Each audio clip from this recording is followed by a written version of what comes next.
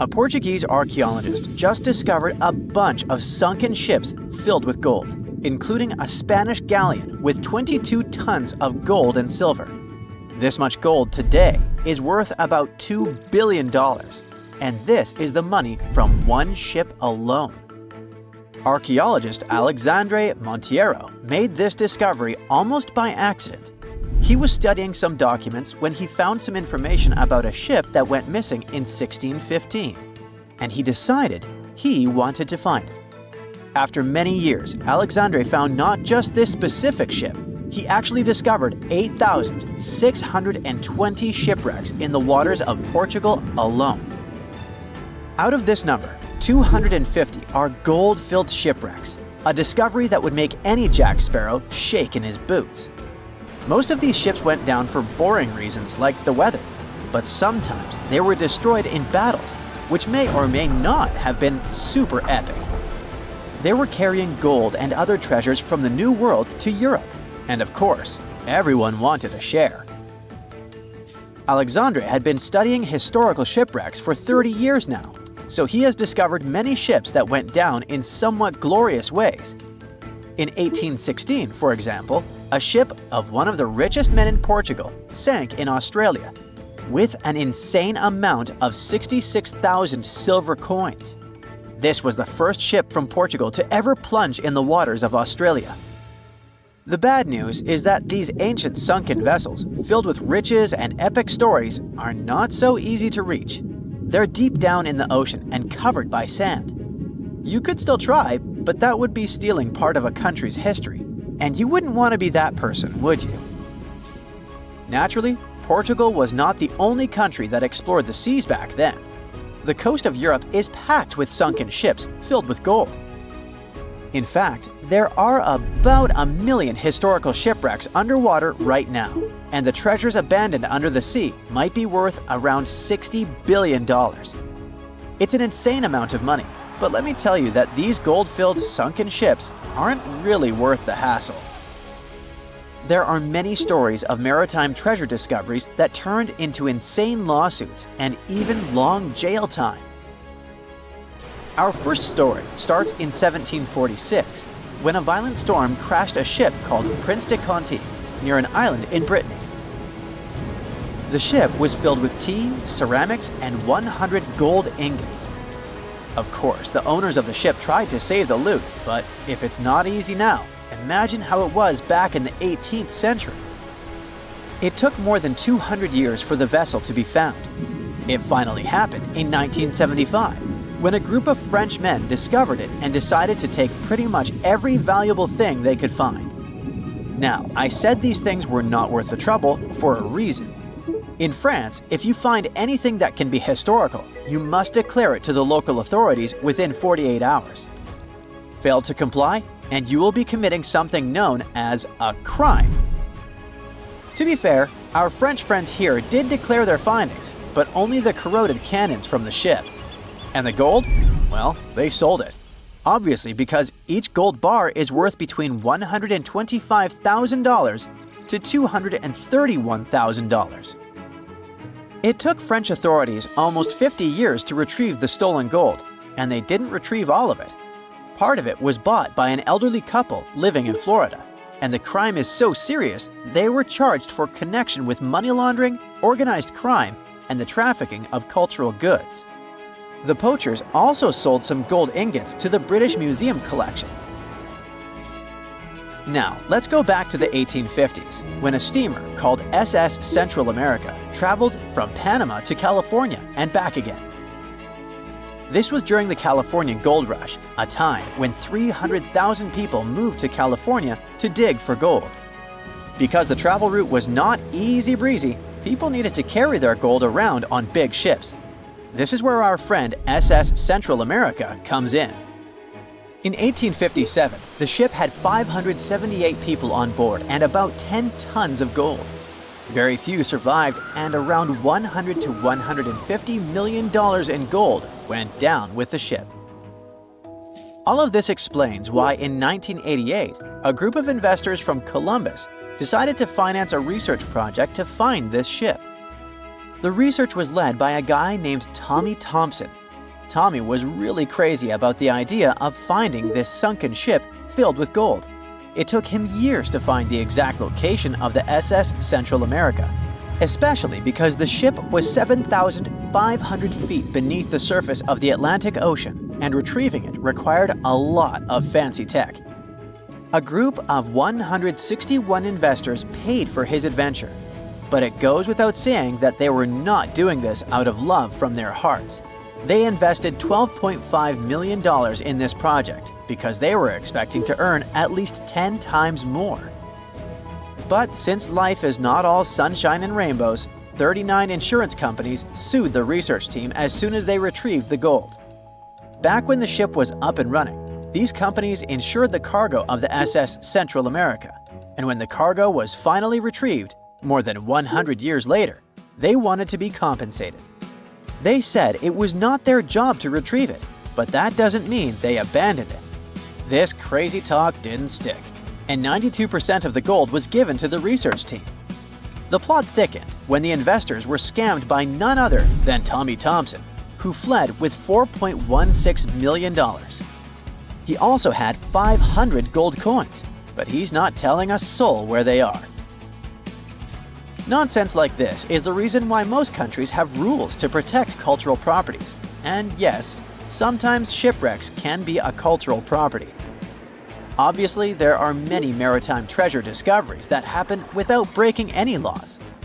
The SS City of Cairo, for example, was a steamship that submerged in 1929 with 2,000 boxes of silver coins weighing 122 tons. A company called Deep Ocean Search retrieved the coins from a depth of 17,000 feet, which is 4,500 feet lower than the Titanic.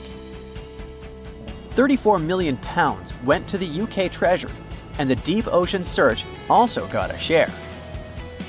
The good news here is that some of the coins can be bought by collectors, legally. Paying for a treasure is probably the closest you can get to an underwater archaeology find. I know, all I did was destroy your piracy dreams. But while raiding gold-filled shipwrecks may be a crime in most countries, or just financially impossible for us mere mortals, not all hope is lost. There is about $771 trillion worth of gold lying on the ocean floor, and it doesn't have an owner. It's like an underwater gold mine, except the gold is in the water. You know how the water of the ocean is salty? Well, the gold gets mixed with the minerals in the water, so it's not like you stumble upon a gold nugget on the beach. Each liter of ocean water has 13 billionths of a gram of gold, and it's very difficult to extract such tiny particles of gold from the water. But that doesn't mean people haven't tried, and of course, there's been a scam here too. In the 1890s, a guy claimed he had invented a thing that would suck gold from the seawater. When he got enough money, he fled the country with the cash. If you really want to get some gold, you could try to extract it from the Earth's core, which has 1.6 quadrillion tons of gold. There's 16 times more gold in the Earth's core than what humans have mined in the whole of history. No hoax involved here, because nobody has dared to go down there yet. With archaeologists discovering gold-filled sunken ships out and about, maybe we can make our own maritime treasure discoveries, or at least save enough money to buy some silver coins. You take off from Earth and park your spacecraft somewhere near the moon. You're now almost 240,000 miles away from your home planet. That's almost 100 widths of the United States. Now you take out a giant hammer and an enormous chisel using the robotic arms of your spaceship. You place the chisel at the Earth's North Pole and strike its head with the hammer. Earth splits open like an eggshell, and you see it, another planet. It's Thea, and it's hiding inside our planet like a yolk in an egg. You'd need to go back in time 4.5 billion years to find out how it got there. This beautiful nebula will soon become our solar system. Colored dust and various space debris are slowly coming closer toward the common center. Soon, this jigsaw puzzle of debris becomes too heavy and dense. The temperature inside the giant is rising. Soon, it gets so high that it triggers a nuclear chain reaction. Another second, and bam! There's an explosion so powerful that the shock waves travel far into dark space, and the blinding flash from this blast can be seen from the other side of the Milky Way galaxy. When the dust clears a little, you can see that a bright light is still shining at the very center of the explosion. This newborn star is the Sun. It weighs as much as 333,000 Earths. If the Sun was a bucket, you'd need 1.3 million Earth-sized planets to fill it. You're interested in a small object over there, 93 million miles away from the Sun. This pile of rocks and hot lava is Earth. Right now, the planet is busy forming its core, while the oceans of lava are gradually cooling down. But a few tens of million years after the Sun's birth, you notice a strange object hurtling toward Earth. It's Theia.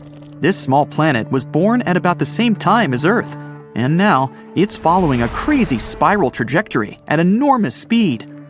Scientists believe Theia was kind of a ball Jupiter and Venus played with. Venus was pulling Theia in one direction, then Big Brother Jupiter pulled it back. But the Sun makes up 99.8% of the mass of the entire solar system. That's why the star sets its own rules. It makes Theia move in almost the same orbit as Earth. So they inevitably come closer and closer to each other until they become next-door neighbors. We see that Theia is the size of Mars and as wide as the Atlantic Ocean from New York to Portugal. A collision can't be avoided. Theia is traveling toward Earth at nearly 9,000 miles per hour. That's 11 times faster than the speed of sound. If the smaller planet crashes into Earth at a particular angle, Earth will most likely be torn apart, as well as Theia itself. The collision will cause a huge blast, visible on other planets even on a bright day. Nothing will be left but some burning dust and debris. Even if Theia touches Earth only lightly, it'll still knock out a chunk of our planet the size of Australia. But the collision with Theia happens at a perfect 45-degree angle. It strikes the Earth at tremendous speed. The explosion literally vaporizes huge amounts of rock, and the shock wave sends the remaining debris into Earth's orbit. A huge crater is formed at the impact site. Soon, it gets filled with boiling lava. The remnants of Theia and the ejected fragments of Earth begin to orbit our planet. According to one version, these fragments form two moons. At first, they travel together, but one day, they get too close to each other and collide, forming one large space body. The other theory claims that all the shards start being pulled by the remnants of Theia. Sometime later, they form the moon as we now know it. At that point in the past, though, it's just red-hot rock and lava. The collision at this angle slightly tilts our planet and accelerates its rotation. It's because of Theia that we have different seasons and 24 hours in a day. Earth has lithospheric plates. These are enormous solid pieces that make up the crust of our planet. After the collision with Theia, they start to break and crack. It causes carbon, a primary component of all known life on Earth, to start moving all over our planet. So, Earth gets some kind of metabolism. After a few 100 million years, the first living creatures start to appear on our planet. Over nearly 4 billion years, simple single-celled organisms have been evolving into the life you see today. According to scientists, such a collision is a very rare event. The probability that somewhere out there, there's a planet like ours that has survived the same catastrophe is extremely small. This may be the reason why we are yet to find traces of other civilizations out there in space. Meanwhile, the remains of Theia are still here on Earth. Of course, it doesn't look like an entire planet stuck inside our own. Most of the fragments have melted and blended into the Earth's crust. If you take the top layer off our planet, you'll see two huge lava blobs the size of entire continents. They're right below Africa and the Pacific Ocean. Presumably, these are the remains of Theia. They didn't mix with Earth's mantle because of different densities. It's like mixing water and oil in a glass. The oil will always float up over the water and create an even layer on top of it. But if you raise those lava patches up to the surface, they'd be 100 times higher than Mount Everest. Other remains of Theia might be on the moon. The Apollo space missions brought back many soil samples for analysis. Scientists have concluded that the moon is very similar to Earth in structure. People could drill deep down and take samples there. Then they'd analyze the blobs from Earth. If their structure matched, it'd be 100% proof that Theia did hit Earth 4.5 billion years ago. And that's how we got the moon. But for the time being, Theia remains somewhat mysterious. Scientists are still not sure that the planet actually existed. The whole idea perfectly fits the model of the moon's creation. But in fact, this incredible collision may have never happened. Hop on the bright side of life together with our brand new tees, hoodies, and more. Click the link to pick your choice. Now you travel 41 light years away from Earth to the planet 55 Cancri E. It's about twice the size of Earth and 8 times heavier. You take out your giant hammer again and use it to hit the chisel. The planet cracks, and you see it's a giant diamond. The temperature on this planet is tens of times higher than that of Earth, and its soil is rich in carbon. The heat puts a lot of pressure on this carbon. Its structure changes. First, it turns into graphite. Some more pressure, and graphite turns into diamond. On Earth, diamonds form at depths below 60 miles, where the pressure is 50,000 times greater than on the surface. The temperatures there rise over 1,000 degrees, which is as hot as fire. Diamonds are ejected closer to the surface in volcanic eruptions. Still, people have to dig mines 1,500 feet deep to find these beautiful gems. The Golden Jubilee diamond is the biggest cut and faceted diamond on Earth.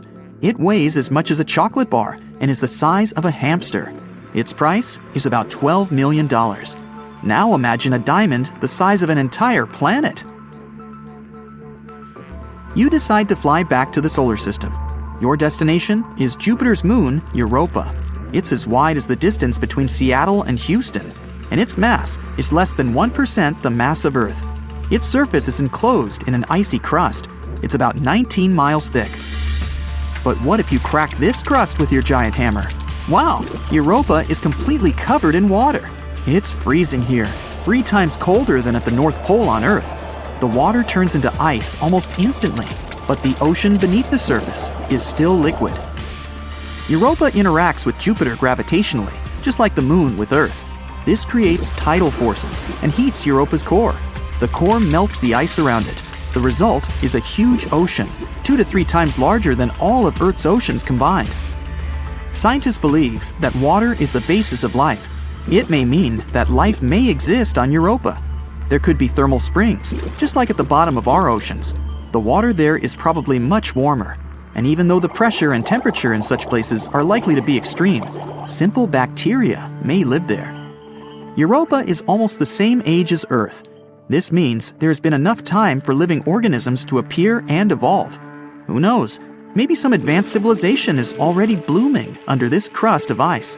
They may be building big cities and dreaming of conquering space right now. But the only thing people can do at the moment is send a probe to Europa and find out if life is possible there.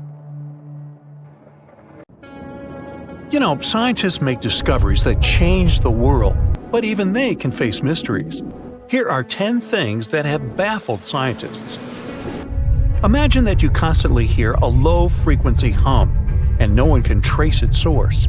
Roughly 4% of the world's population hears the hum. It's a geography-free sound.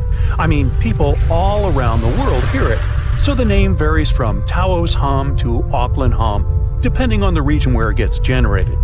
The sound is just on the threshold of human hearing. People hear it less when they're outside, and it gets louder indoors, especially at night. What's even scarier is that you cannot unhear it once you've heard it. Some folks say it started in London around the time of Charles Dickens, who wrote A Christmas Carol, and the low-frequency sound actually comes from the humbug. Or not. Actually, the earliest cases were recorded in Bristol, UK, dating back to the mid-1970s. Scientists have various theories about where the hum comes from and why only some people can hear it, yet they don't have a clear answer. It could occur when ocean waves move along the ocean floor. They shake the Earth when they collide with continental shelves. Or this might be happening because of volcanic eruptions and earthquakes. Oh, and how about ultra-low frequency radio signals used to communicate with submarines or even 5G? Upsweep is another type of unidentified sound. It was discovered in 1991 in the Pacific Ocean. The sound is high enough to be recorded throughout the ocean.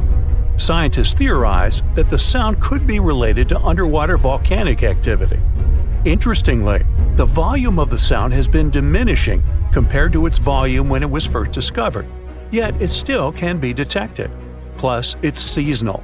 It reaches its highest volume in spring and fall. Is it related to seasonal changes? No one really knows for sure.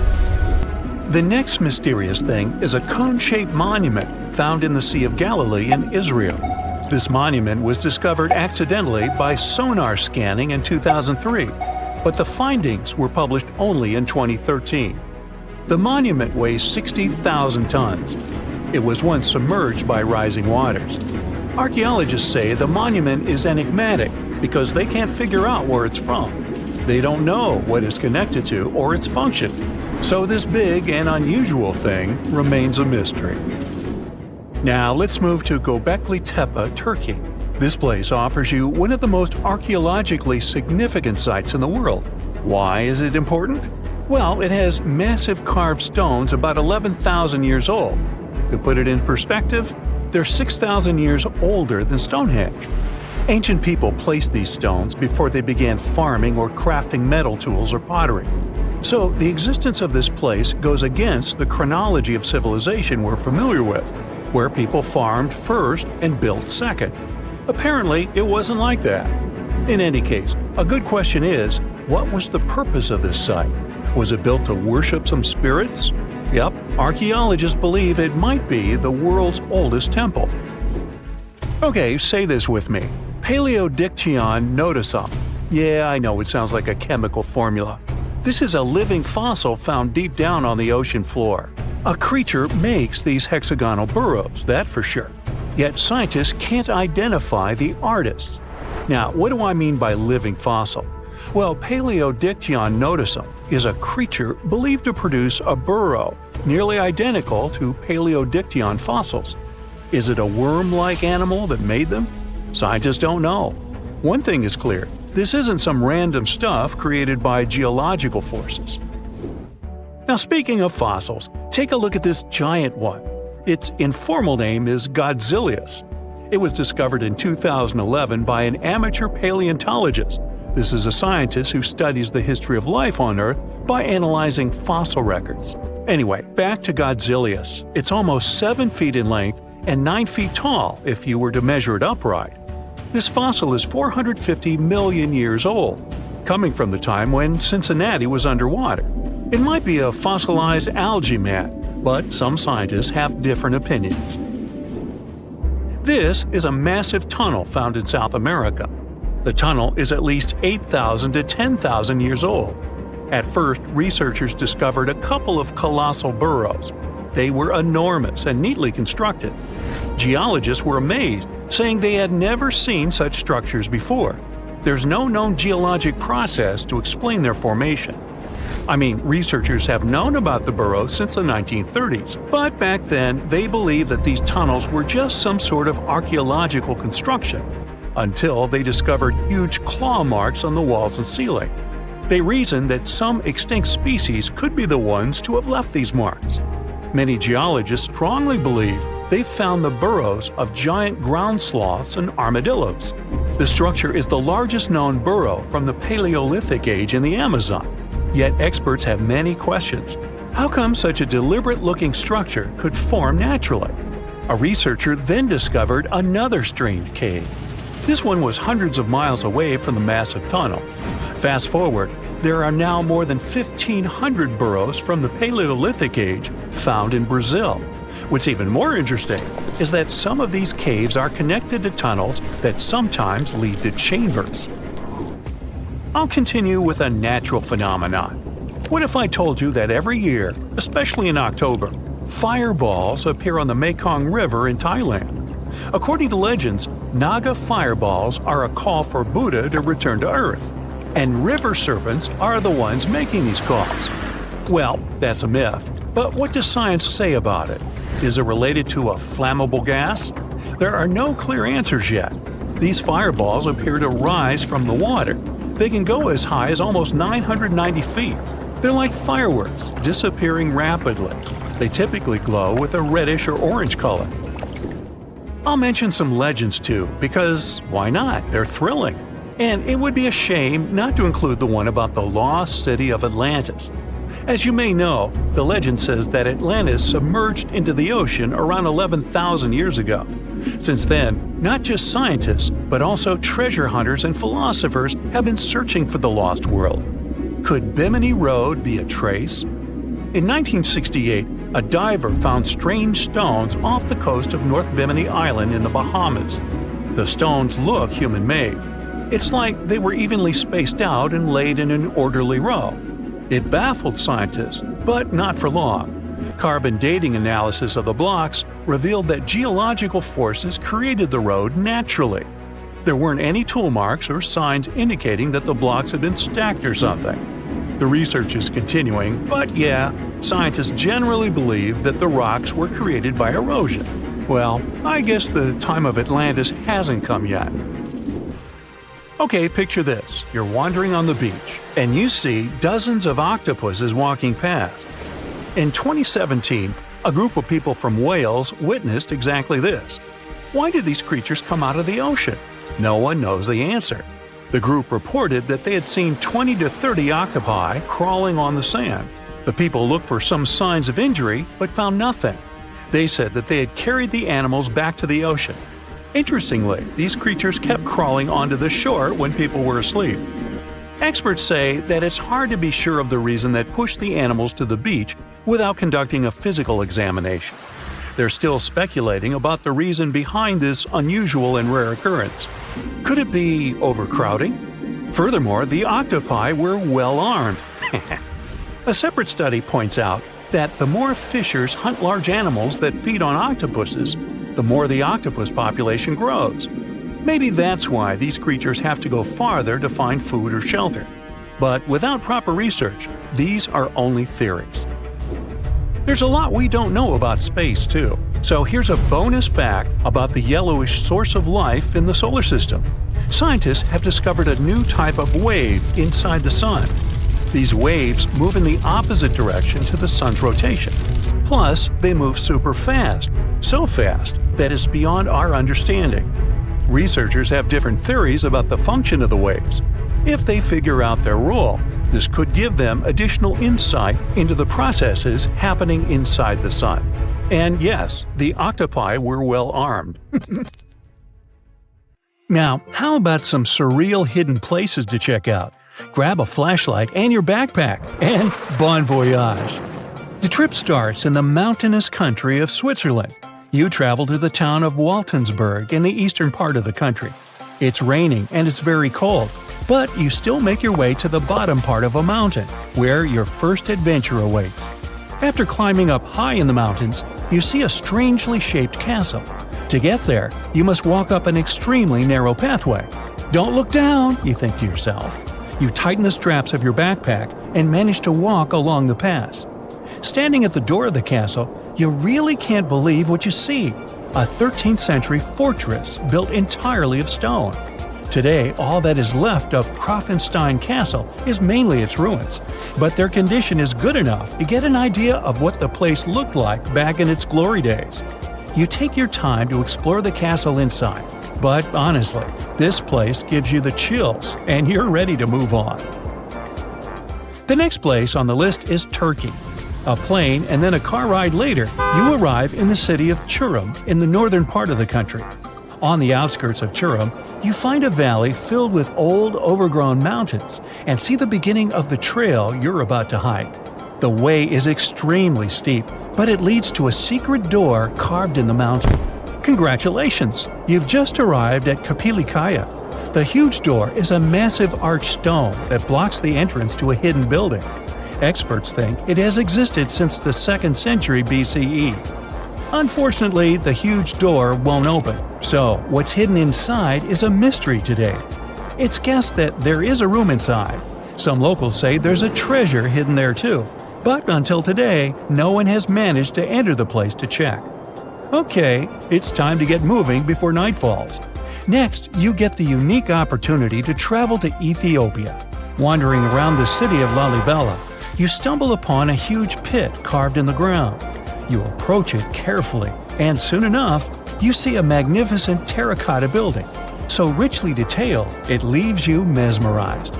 But that's not all. There are 10 other pits just like this one, hiding King Lalibella's 12th century buildings. All 11 constructions are different from one another, yet share a similar recognizable style. They were hand-carved over the span of 24 years, only with the help of chisels, which is unbelievable given that these buildings are up to 50 feet high. That's about as tall as 5 African elephants stacked on top of each other, if you could do that. This unconventional way of construction made them entirely monolithic, meaning they were carved out of just one gigantic piece of rock. Pretty impressive, huh? Once you leave Ethiopia, you grab a flight to southern Italy, right there on the tip of the boot. No hiking is needed here. Whew! Your friend takes you to a site called Sassi di Matera. It's a Paleolithic city carved in the slope of a steep hill. You might feel like you've traveled in time here, as local stone houses and ancient buildings are unlike anything you've ever seen before.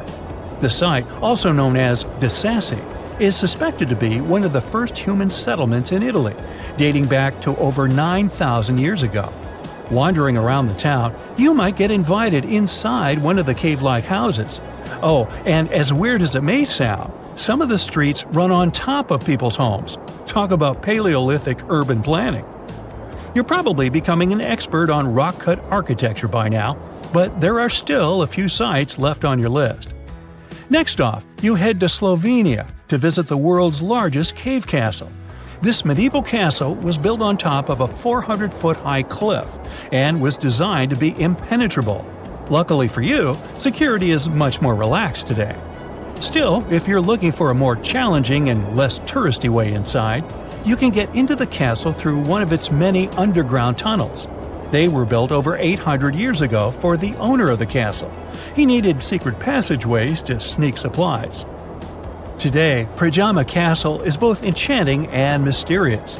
I'd say it depends on whether it's a warm sunny day or a cold stormy night. After this medieval experience, you head on to visit Petra, a magnificent Jordanian monument found in the middle of the desert. To get around here, you'll need a large supply of water and sunscreen because it's going to get hot. But this site is worth it. The city of Petra is a marvel of the ancient world. Back in the 4th century BCE, this region was a trading hub at the crossroads of commercial routes. Petra was a wealthy city, home to the Nabateans, an Arab Bedouin tribe that thrived in the region for many years. The rock-carved gate-like structure Petra is famous for is called the Pharaoh's Treasure. It stands at the main entrance to the site and is said to have a treasure hidden inside. You might feel tempted to check it out for yourself, but that's an adventure for another trip. For now, you hop on another plane ride, this time to the Americas. First, you visit the USA, more specifically, the mountainous state of Colorado. You make your way to Mesa Verde National Park. There, in between the greenery and abundant vegetation, you'll find over 600 dwellings built in the cave beneath the cliff, carved deep into the mountainside. This ancient village is now considered a heritage site. The local Puebloan tribe built it back in the 1190s. One of its main buildings is called the Cliff Palace. It's a multi-story construction built from sandstone and mud mortar. The palace alone housed over 150 rooms. If you're feeling sporty, you might want to visit the Balcony House. To get there, you'll have to climb a 32-foot ladder. You'll get to see a mid-sized village of 38 rooms, including 2 kivas. Those are traditional chambers that were built by the Puebloans for ceremonial purposes. Still, in the U.S., you make your way to the hills of South Dakota. You're there to visit one of the world's most impressive human-made sculptures on Mount Rushmore. What's so mysterious about this place, you might ask? Well, during Mount Rushmore's construction, a 70-foot-long secret tunnel was built behind the head of Abraham Lincoln. The tunnel was supposed to hold all the documents and artifacts important to the United States history. After the designers thought it through, they decided it was better to hide them in a safe box in the floor of the tunnel. The box holds the history of how Mount Rushmore came to be carved, as well as a brief history of the U.S. and the 4 presidents depicted on the mountain. Amazing, right? Now, you're headed down to Machu Picchu. a South American site hidden between the Peruvian mountains. Machu Picchu itself is already a mystery. Researchers still don't know why or even how the ancient Incan civilization managed to engineer the stone-built citadel all the way back in 1450 CE. To get there, you must endure a 3-day hike, reaching the impressive altitude of 8,000 feet above sea level. Or you can get a train, but that's no fun, right? You're here to check on a relatively new discovery. Back in 2010, French engineer David Crespi was taking measurements of the Inca ruins when he noticed a door he had never seen before. It was sealed off by stones. He went back to the site a few months later with an electromagnetic scanner. The scanner, which could detect objects behind walls, showed there were copious quantities of metals behind that sealed door. The researcher contacted the Peruvian authorities requesting to remove the rocks, but they didn't authorize it. As of today, the door is still locked. Whew, this trip was long, wasn't it? Make sure to get some rest, Indiana Jones. On October 30th, 1759, the inhabitants of the Middle East were jolted awake by an earthquake. Cracks appeared in the walls of their homes, roofs began to crumble. People ran out of their homes and gathered in open areas. But because of strong shocks, they kept losing their footing and falling. A month later, there was another earthquake, but it turned out to be even stronger. Trees broke, houses collapsed, deep cracks appeared in the ground. The disaster lasted for 2 minutes. Oases, roads, and cities were destroyed. Incredibly, Baalbek's ancient buildings withstood earthquakes. Some historians state that this majestic and mysterious place was built during the Roman Empire, but many researchers disagree. Whatever the truth is, the city is one of the main archaeological phenomena of humankind. The most amazing building of Baalbek is the Temple of Jupiter. The inhabitants of the Roman Empire believed that Jupiter held power over lightning and thunder. The building looked like a platform with 54 columns. A massive roof rested on these columns. Today, you can only see 6 70-foot-high columns. Each of them consists of 3 sections and resembles a pencil. The cores of these pencils were made of lead. This made the columns exceptionally strong. Each of these pieces of stone weighed an incredible 80 tons. That's the weight of 35 Ford Explorer SUVs. Look, this is the largest block in the Great Pyramid of Giza. But compared to the blocks from Baalbek, it doesn't even look that impressive. The foundation under the Temple of Jupiter was preserved. That's how specialists figured out it consisted of about 25 monolithic stones, weighing 450 tons each. It means that the blocks from Baalbek weigh almost 4 times more than the blocks from Egypt. There are 3 more enormous limestone blocks in the foundation. They weigh 800 tons each. This is more than twice the weight of a Boeing 747 plane. Ancient builders must have had a hard time carving such giants from a piece of stone. And after that, they also had to pull them to the construction site and lift them to a significant height. Repeating these logistics would probably turn out to be a nightmare for present-day builders. To do this amount of work, they would need modern equipment. But Baalbek's constructors didn't have trucks, cranes with circular saws, or electricity. How did the builders of the past manage to do this? Scientists have a theory that includes ropes, winches, and lever systems. Naturally, the engineers of the past made all the gadgets from wood. Around 3,000 feet away from the ruins of the temple complex, there's a quarry. Archaeologists suppose that's where the stones for the construction were cut.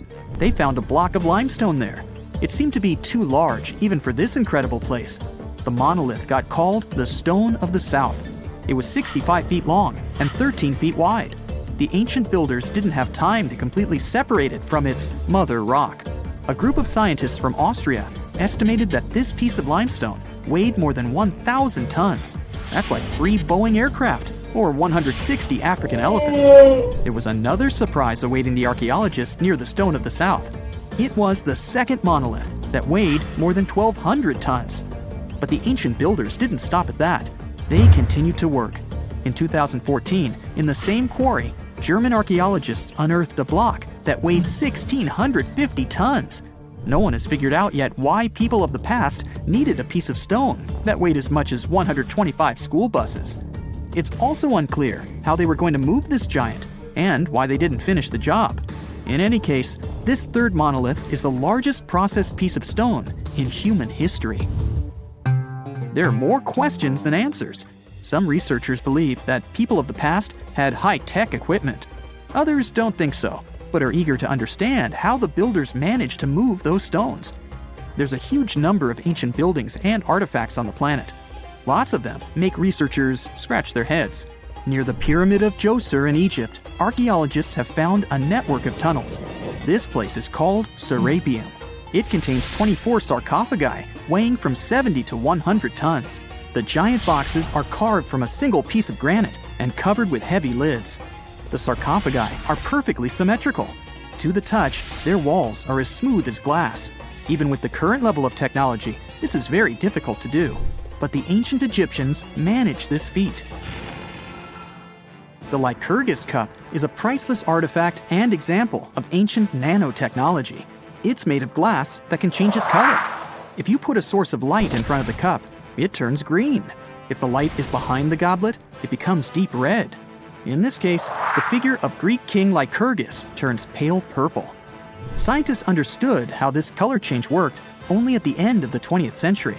Through microscopes, they saw nanoparticles of silver, gold, and copper.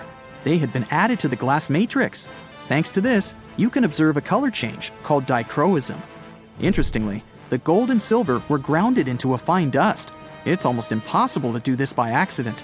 Most likely, the ancient experts knew for sure what they were doing.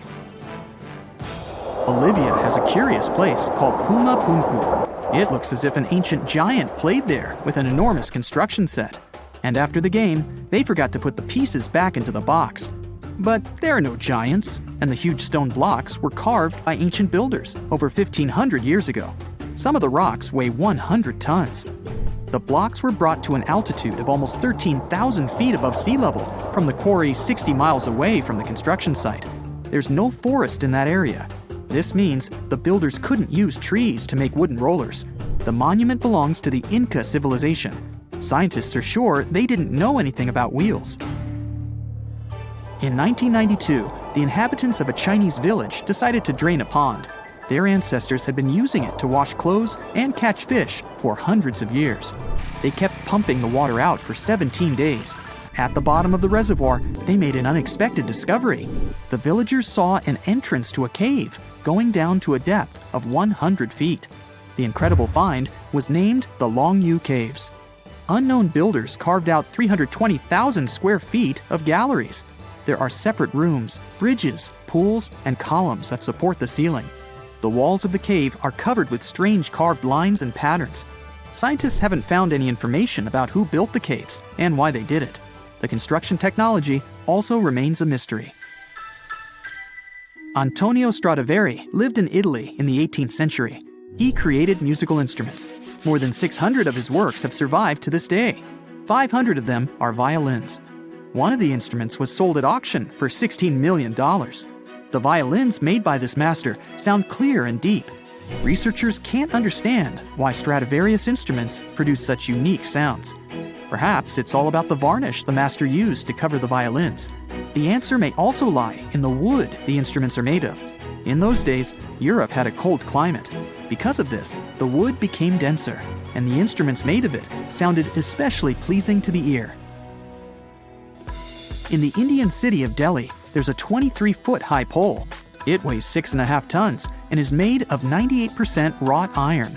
The 1,600-year-old pillar has no signs of rust or decay. Scientists believe that the monument is so well preserved thanks to the dry weather and the chemical composition of the metal. It might be resistant to corrosion. And still, researchers don't know how the blacksmiths managed to make an iron pillar that's not afraid of rust. It seems like a tough feat, even for modern metallurgists. The Al-Nasla rock is divided into two parts by a perfectly straight slit. Each boulder stands on a small pedestal. Some people believe this is the evidence of ancient laser technology. But geologists think the split happened due to the ground shifting or natural vibrations that occurred under the rock. This process led to the appearance of the crack. It had been deepening for thousands of years, and gradually, the natural monument took the form you can see today.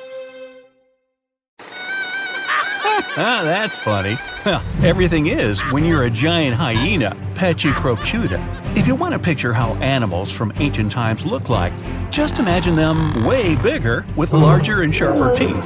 And wait, like that isn't enough? Yup, you had to be one mighty beast to survive in such times when everything around you is like 5XL. This hyena was up to 3 feet tall with a weight of 400 pounds. That's the size of a modern lion and around 3 times bigger than today's hyena. The ancient one also had shorter legs, which is also the reason plenty of prehistoric creatures went extinct. Over time, they ran out of food, but couldn't run fast or long enough to catch prey. Also, they couldn't escape quickly enough if there was some bigger guy nearby.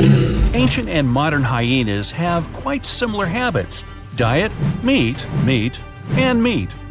They both prefer to steal fruit from other usually smaller predators rather than go hunting on their own.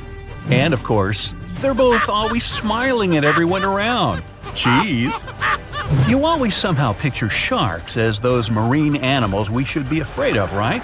Not whales. They're mostly good-natured, eating their plankton, spraying out water through that hole in their backs and stuff. And of course, they could get a little clumsy from time to time, so they turn over a ship. Anyway, they're not that into hunting humans. Well, if we all lived in the time of this 50-foot, 50-ton whale, Leviathan, I like to call Toothy, let's just say going to the beach would never be the same. The beast weighed like 6 elephants and was longer than a truck. Oh yeah, about that Toothy thing? This whale had teeth longer than your palm and a quite refined hunting instinct. So it went after all marine animals, including other whales too. Its only rival was the megalodon itself, the only biggest and scariest shark that ever lived on our planet. Okay, of course, this list is full of giant and dangerous animals with extra sharp teeth who you're certainly glad they went extinct. But there's also some close relative to a human ancestor here too. Hello, distant cousin? Paranthropus. So our cousin P had a big brain, well, at least for those times, and good reflexes, which is why they could defend themselves against some bigger and less brainy creatures that were after them. They mostly ate plants, roots, nuts, soft fruits, young leaves, probably insects, and seeds. They were around 5 feet tall and 150 pounds in weight. Not that big compared to other prehistoric mammals, but still big enough to survive those tough times. Way to go, P! The next one is, yes, I'm very happy these things went extinct, prehistoric mammal, Gorgonopsia. They were something between mammals and reptiles with, of course, very, very big 5-inch saber-like teeth, an 18-inch long skull, and the size of a modern bear. At their beginnings, these guys were really small, no bigger than a dog. After a while, evolution did its thing and turned them into the biggest carnivores of their time, which was over 250 million years ago. I wasn't around then. Scientists still don't know if they had clear skin, fur, or scales, but they do know these beasts had rather long legs compared to the rest of their body, which means they could run much faster than many other animals from those times. Andrewsarchus, or Andy, my nickname for it, is everything you would attribute to today's predators, such as tigers, wolves, or hyenas. Only a bit more intimidating version, of course, with extremely sharp teeth. Who would have thought the biggest meat-eating mammal that ever lived is actually a part of the family where pigs, camels, and antelopes came from?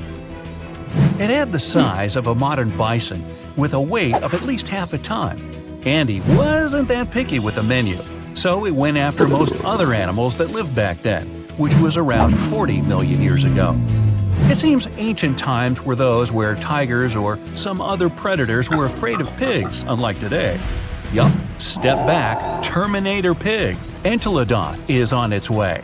Okay, research actually showed they were more like hippos, whales, and its cousin Andy. But this cool nickname has already been given, so we can't go back. Early Terminator pigs were no bigger than today's swines, but they grew to become cow-size over time. They also had short snouts, but a couple of million years later, evolution decided that's not scary enough and made their lower and upper jaws much longer. Oh, and they got an even sharper set of canines, a special How to Creep Your Rivals edition. Whew! Finally, an ancient mammal we don't have to be afraid of. Well, at least if we're not in its way, because if this giant accidentally stepped on you, squish. But at least its menu consisted of plants, so we would be safe at some point. Let me introduce you to the gentle giant thunderbeast, Brontotherium. It had quite a sturdy nasal horn, weighed 3 tons, and was 16 feet in length, which is bigger than a modern rhino. The size, unfortunately, didn't help it much. Andy was always just breathing down its neck, preying at it and its companions. Such a list definitely can't go without the menacing saber-toothed cat. Around 4 feet long, 100 pounds, agile, completely capable of hunting in coordinated packs. But you know cats, they like to brag about the catch they got on their own. That's our Megan, Megatherion. You can find her and her companions all over the world, in Europe, Asia, North America, and Africa. Now, we often think all big cats are into running after their prey, but Megan wasn't built for speed at all, nor did it sprint after her prey like some other cats. No, she preferred to wait for the prey to get closer. She would choose a good spot, climb up some tall tree, hide, and simply chill. After a while, some innocent herbivores would go there to drink some water, and bam! Surprise! Megan's down. Her hunting style is something we see in leopards today. Teeth were her main weapon, so gotta watch out for those big upper canines. Oh, finally a name I can more easily pronounce, so I don't have to come up with my own. The giant short-faced bear. This beast could run up to 40 miles per hour. After it cornered its prey, the bear would rear up to its full height, 13 feet, so the poor animal knew nothing good was about to come. Cave bears usually prefer vegetables, but as far as this short-faced one was concerned, nah, meat is way better. It liked to hunt as well as collect what other predators would leave behind. Also, as far as is known, apparently no one ever asked this short-faced bear, "Hey, why the long face?" Leo, the prehistoric lion, Thylacoleo. Gee, sounds like a pharmaceutical. Anyway, 5 feet long, 200 pounds, insanely strong jaws, sharp teeth, long retractable claws, muscular body. Hey, it's me. No, not really. It also had a surprisingly powerful tail. Leo actually comes from the land down under, where ancestral kangaroos lived, and they also had quite strong tails to balance themselves. Okay, speaking of kangaroos, here's one small surprise: Leo's roots. You would think kangaroos, koala bears, and giant wombats were there just to live a happy life until they became someone's breakfast. But their family somehow raised an animal that looked like a saber-toothed tiger, but with bigger teeth. Yes, Leo, way to go, breaking the stereotypes. Leo was somewhere at the top of the food chain in his times, even though he had one quite strong rival, a giant monitor lizard, Megalania, or even some plus-size crocodile, Quincana. Okay, move guys, this is not a video about reptiles, wait your turn. Prehistoric age, dinosaurs ruled all over the region, making a mess, while other animals shiver in fear and hide from them. Hey, not so fast, dinos! There's Mr. R, Rapenomammus, a mysterious mammal that decided to stand up to the authorities. He showed up 130 million years ago and was a badger-like 3-foot-long animal. Doesn't sound much compared to the T-Rex and bigger dinos, but was way bigger than some of those feathery dinosaurs from the same time. Not only that, he would eat them. We don't know how exactly, but let's just say Mr. R had his own ways. I'm guessing it was for breakfast. Footsteps pounded behind him. Heart racing, he lunged toward the towering statue, fingers fumbling with the hidden crevice. No time. He shoved it inside just as shouts closed in. A deep breath, loud heartbeat. Then he ran, vanishing into the dark, leaving his secret buried in stone, waiting to be found. Throughout history, statues haven't just been silent guardians of the past. They've been hiding places for secrets, some deliberately sealed away, others stumbled upon by pure chance. See the most mysterious of them. In 2016, as Australian experts prepared a 645-year-old statue for auction, they uncovered a hidden secret, an ancient banknote tucked inside its hollowed head. Issued in 1371, Under Emperor Zhu Yonzhang, the note was worth 1,000 copper coins, or 28 grams of silver. More strikingly, it carried a grim warning. Despite passing through multiple owners, the hidden bill remained undiscovered for centuries. A rare relic from an era when paper money was still a novelty, the note was soon listed for auction, its journey through time continuing into the modern world. Statues became more than just symbols. They were guardians, keepers of history, and sometimes even life-saving tools. In 2017, restoration experts working on an 18th century statue in Spain made a remarkable discovery. Hidden within the statue's hollow interior were 2 letters written in 1777, providing insights into daily life, local customs, and the economy of the time. Similarly, in 2023, during renovations at the United States Military Academy in West Point, a box was discovered inside the marble base of a statue depicting the hero Tadeusz Kościuszko. Placed there nearly 200 years ago, this time capsule offers a tangible connection to the institution's storied past. The mystery surrounding statues and their potential to hide secrets extends to some of the world's most iconic monuments. Few places are as shrouded in mystery as the Great Sphinx of Giza.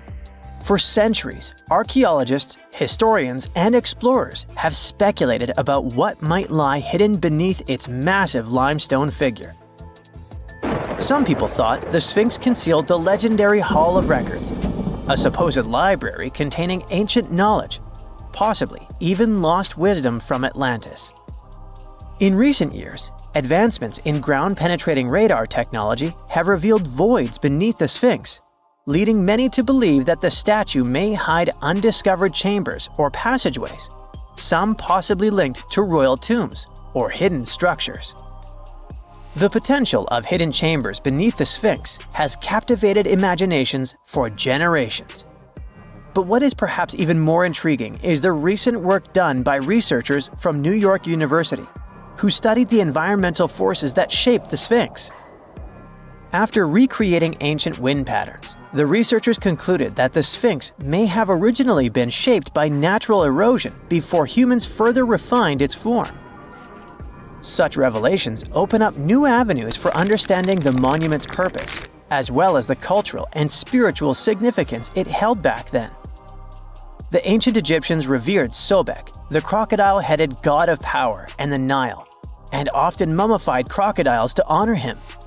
These creatures were placed in temples or tombs as offerings to the gods or to ensure their safe passage to the afterlife. Recently, a group of researchers dove into an interesting study about a crocodile that received the mummification treatment from Egyptian embalmers. They used a CT scanner to uncover all sorts of fascinating details about how this crocodile met its maker and what happened to its body afterward. For the ancient Egyptians, animals weren't just pets, they were major players in their rituals, acting as a bridge between humans and the deities. Hawks, for example, were associated with Horus, the sun deity, since their flight brought them closer to the sun.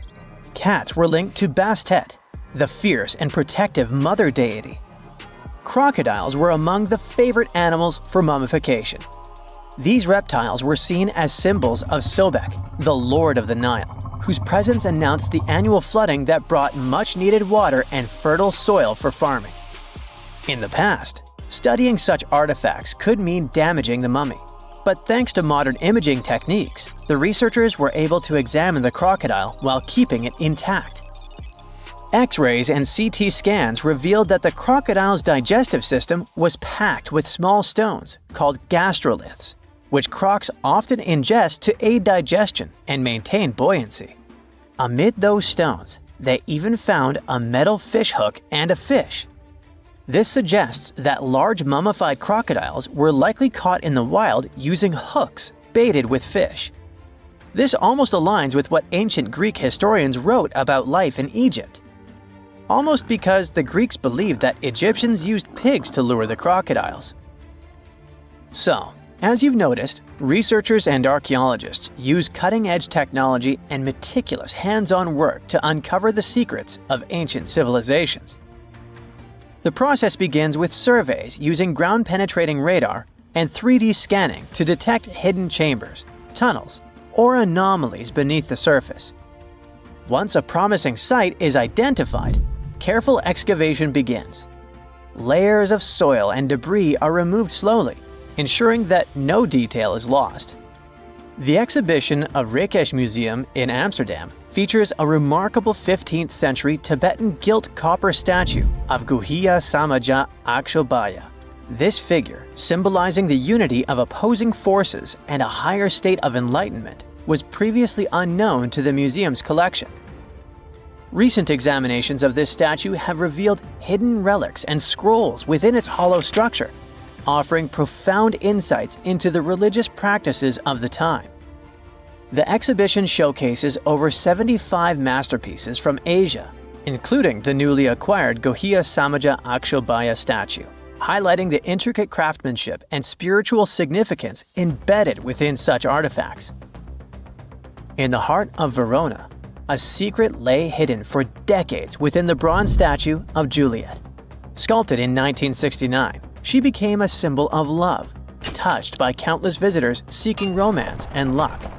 But beneath her worn surface, Juliet was silently guarding something extraordinary. Over time, tiny cracks formed from years of affectionate caresses. Through them, lovers slipped letters, whispered confessions, desperate pleas, and eternal promises. Some tossed in keys, sealing their love with padlocks and hiding the proof inside her hollow frame. In 2014, restoration experts made a stunning discovery. As they worked to mend the statue, hundreds of love notes and rusted keys spilled out, forgotten vows locked away in the heart of Juliet herself. Statues often act as symbols of power and might. However, in more recent times, statues have also been used to convey messages for future generations. The concept of the time capsule, an object or collection of items placed in a container, sealed, and then buried or hidden for later discovery, has a long history. And in modern times, statues have served as the perfect vessels for these capsules, allowing people to communicate with future generations in a very tangible way. In 2014, as old workers carefully removed the golden lion atop Boston's Old State House for restoration, they made a startling discovery. Something rattled inside its hollow head. A Boston Globe article from 1901 had once mentioned a hidden time capsule, but over the years it had faded into legend. Then, a sculptor's descendant unearthed a long-forgotten letter confirming the truth. Inside the lion's head lay newspapers, photographs, autographs, and letters from Boston's past. Messages sealed away for over a century. As the capsule was opened, it felt like history itself was holding its breath. The officials planned to continue the tradition, adding modern artifacts before sealing the lion's secret once more, until the 22nd century unveils it again. We don't know if they carry on with it, though. Advancements in imaging technology have allowed researchers to uncover hidden details within famous sculptures without damaging them. In 2014, restoration experts in Mexico made a shocking discovery while examining a 300-year-old wooden statue. Real human teeth were hidden beneath its serene face. The revelation came not by sight, but by technology. When preservationists took an X-ray of the statue, expecting to find structural details, they instead saw a perfect set of teeth embedded in the mouth, unlike other historic statues from the region, which sometimes contained real hair people donated to the statues. This discovery was completely unexpected.